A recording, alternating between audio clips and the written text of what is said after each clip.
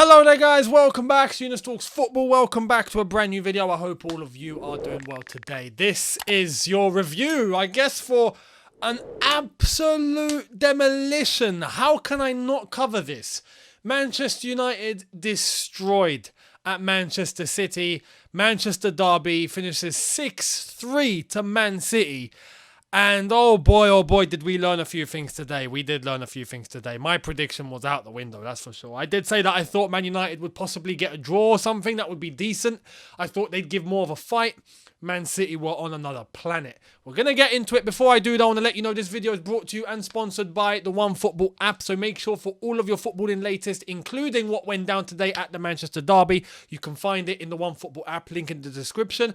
Also, alongside all of your normal assets in the OneFootball app, like your scores and your updates and your stats, you can also, if you are in the UK and Ireland, get Italian Serie A 1 game streaming per match day on the app, as well as that, all Italian Serie A highlights for you to watch at any given time. So download the link, download the OneFootball app, link in the description, and enjoy. Let's get into this.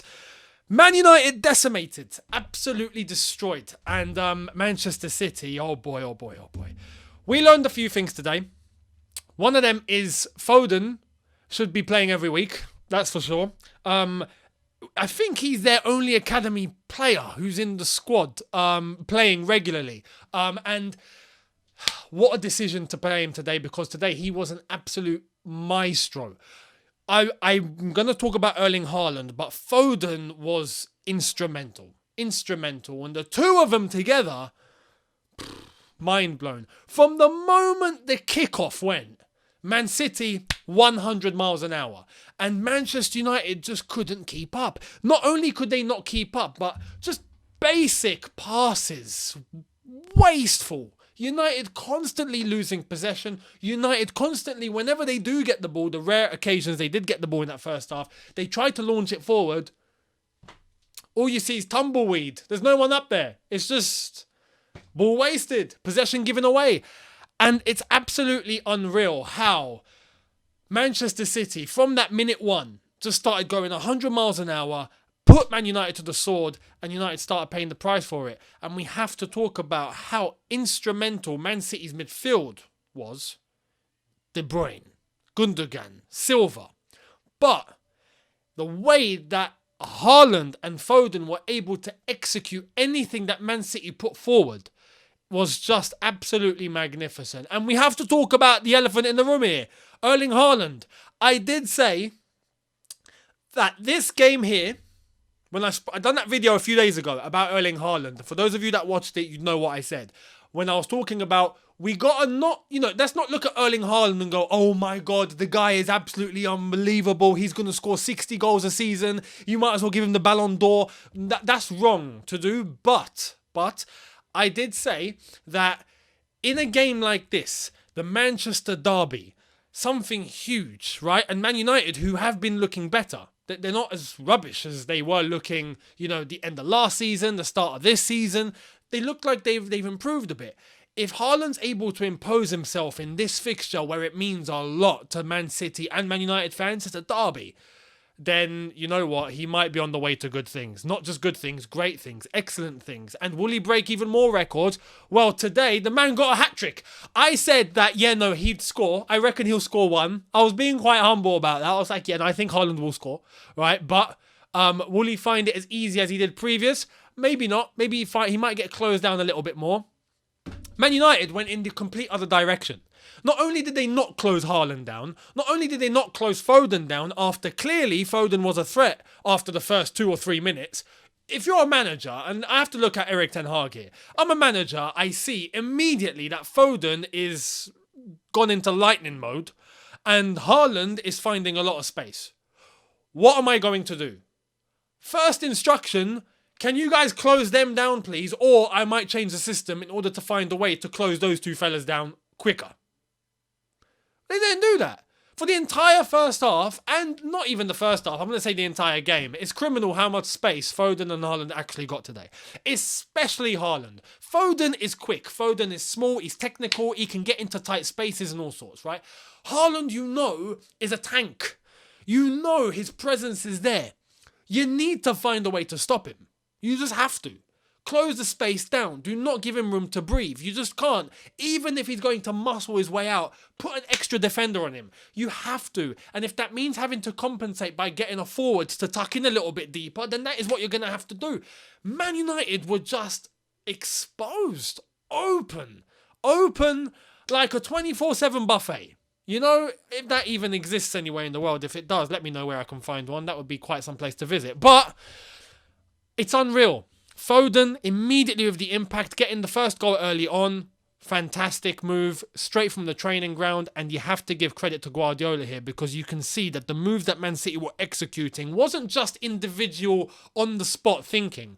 It's a system. You could see the system. You could see the movements. You can see how tactical it was.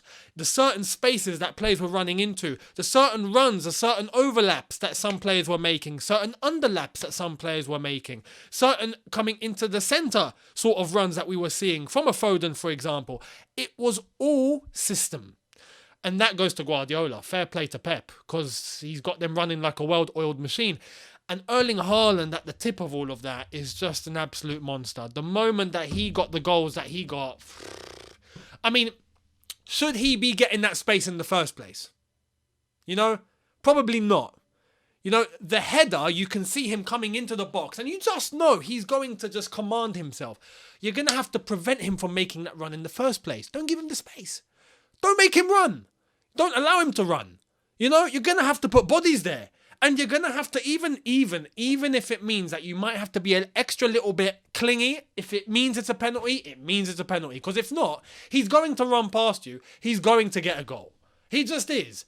He overpowers everyone. He's stronger than everyone. It's an easy target for him. He sees the ball coming and no one can compete. Yo, you're going to have to stop him some way. Simple. You know, even if it means a penalty, you're going to have to stop him. Man United didn't. It just looked like they were ball watching the whole way through. They were just observing this guy do everything he did. The goal where KDB that sent that ball across the box to find Erling Haaland, that should not be happening in the first place. The space for him to get that initially shouldn't have happened. And when you're looking at KDB of all players that you know is going to put a pass exactly where he wants it, even the defender that's on Erling Haaland should not allow Erling Haaland to stretch in that manner. And if you know he's going to stretch, throw yourself. Didn't do that. Defenders ball watching. Again, just seeing Erling Haaland extend his leg and slot it into the net. It's not good enough. It's not good enough at all. It's absolutely not good enough. And the link up between Foden and Haaland was just... Again, loads of space, but they executed it to a T, to an absolute T. The sixth goal, for example, was just Man United on the beach. Yeah, go on, go past. We ain't bothered. I mean, what are you guys doing? What are you guys doing? The lineup in itself, I personally have a couple of issues with. Casemiro, for me, should have played. That's one. In a game like this, I understand people saying Ronaldo shouldn't play. And you know what? Should he start? Probably not. But with 25, 30 minutes to go, especially at this manner, bring on Ronaldo, man. Because the occasion isn't bigger than him. The experience can come in handy. He might just get something out. And even that, Martial. I thought Martial would start. I said it in the preview when I previewed the Chelsea Crystal Palace game and I previewed the Arsenal and the Man United game and all of that. I did say that I thought the three would be Rashford, Martial, Sancho. I thought Martial would play. Anthony included, and Anthony, fair play to Anthony. That goal was actually quite superb. So fair play to Anthony, because if there's a goal that I have to say maybe was probably goal of the day, on an individual basis, Anthony's goal was quality. So fair play for that. But I thought Martial would play. The impact he had afterwards when he came on was quality. He got a couple of goals. So really, really weird from Erik ten Hag in his selection and who he decided to play. He made the subs for me way too late because the game was already gone at that point. Man City had already destroyed Man United in that first half. It just goes to show how much work Man United still have to do. Malakia at that left-back role, exposed. Way too exposed. Not throwing himself at times where he has to. The goal for Foden, the second goal, if I'm not mistaken, where Foden managed to get his right foot onto it. He managed to hyperextend himself, and he did. Malakia didn't bother to throw himself at all. Why? Don't know.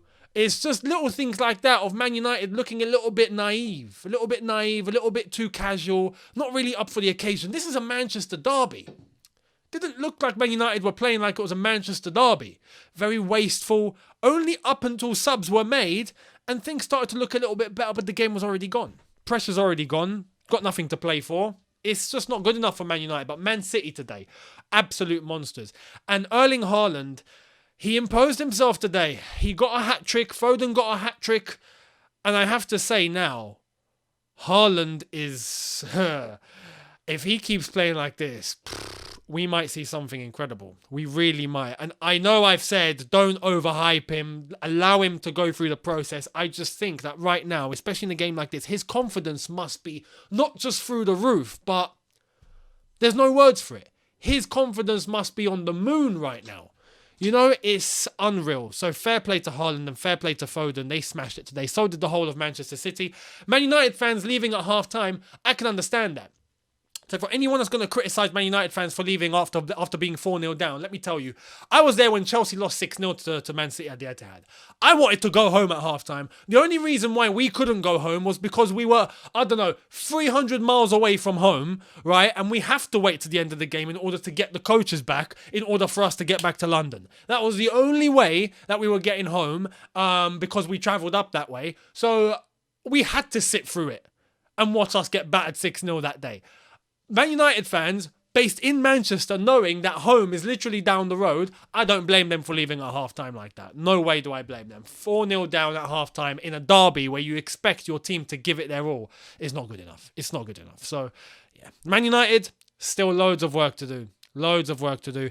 And this might bring them down a peg because Man United started to look like they were playing a little bit better. Now we're post-international break.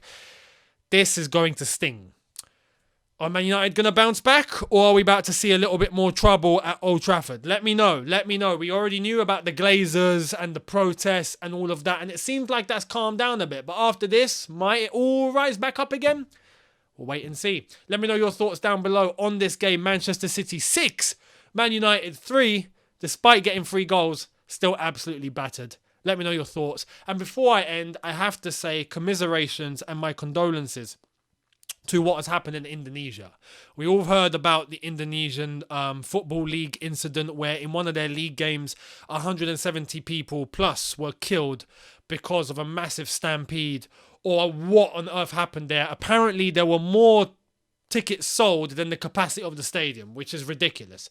So if that many people are showing up and it's caused a stampede, and then all of a sudden there were authorities on the pitch, there was attacks going on, police started hitting people hitting back, it just turned into chaos. 170 people killed. My condolences go out to those who lost their lives, and the families of those who lost their lives, and the friends of those who lost their lives. Going to football and ending up in a warlike scenario is unprecedented. It should not have happened. Completely unavoidable. So my condolences go out. And yeah, thank you all so much for watching. Let me know your thoughts down below. Hit the subscribe button if you are new. Hit the notification bell to be notified once I've uploaded. Tomorrow will be preview for the Champions League as Chelsea as AC Milan come to Stamford Bridge. So I'll be previewing Chelsea versus AC Milan and giving my thoughts on the UEFA Champions League match day as a whole. So I'll see all of you tomorrow. Have a good one, people. See you then. Take care and peace.